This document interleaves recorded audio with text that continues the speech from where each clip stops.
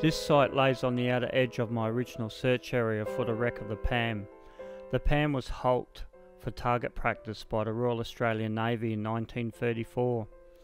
Expecting it to be the Pam, I was quite thrown when I saw the size of the steam engine and boiler as I descended. I had in the back of my mind that if it is not the Pam, then it could be the Corner, albeit the Corner should be lying 30 miles further away. The Corner was a beloved steamer servicing predominantly the Spencer Gulf region of South Australia. After she saw out her life, she was stripped to a hulk and made available to the Royal Australian Air Force for target practice by Lincoln bombers and other aircraft. She subsequently was hit by one of her first bombs, much to the dismay of the others, because she sank before the others could drop their bombs on her. I'm currently approaching the boiler just to the right, and in the background you can see the steam engine tower. There's plenty of fish. There's over a few hundred nanogai down there, a few swallowtails and some other species. The boiler's quite big, and as I mentioned, too big I believe to be from the Pam. The Pam was a sailing vessel that was converted to a coal hulk. It would have had steam capabilities, but I don't believe to the size that I'm seeing down here. I'm currently looking at some ribbing now.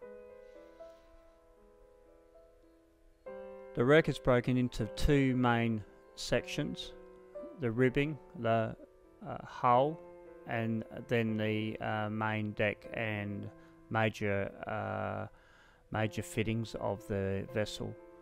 Over here we're down towards the stern, and this tower shape is ribbed all the way around except on the far side where it's smooth, flat. It may be part of the steering box for the rudder system, but it's hard to gauge. The rudder looks like it's intact going up through the rear of the deck. Here we're at the forecastle, so we've jumped ahead in time and currently in the forecastle area. This is where most of the damage is. If it is the Corner, this is where the bombs hit. It's quite structurally damaged.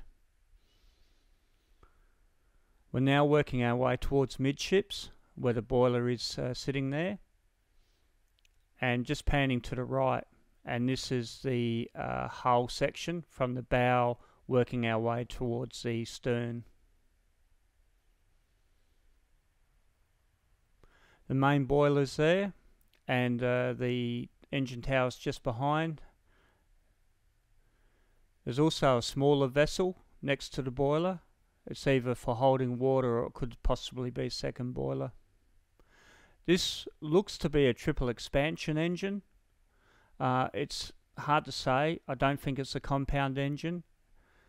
We're working our way towards the stern, and the stern's quite intact. It's leaning on its port side. The rudder can be seen just below.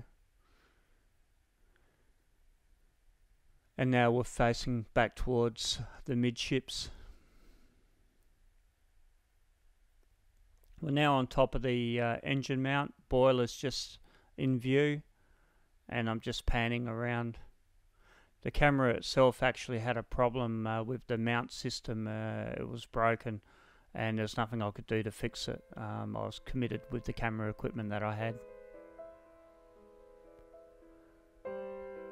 That's the tower section at the stern again. I'm of the view that this is likely a third hulked vessel that has been scuttled and lies in a designated ship's graveyard set out by the then Deputy Director of Navigation. I'll continue to work to attempt to identify this vessel. It is important to me. It's also important to set my boundaries for search areas for other vessels that I'm searching for. So look, I want to thank you for your time, for watching this video. I hope you got something out of it. I certainly have, and until next time.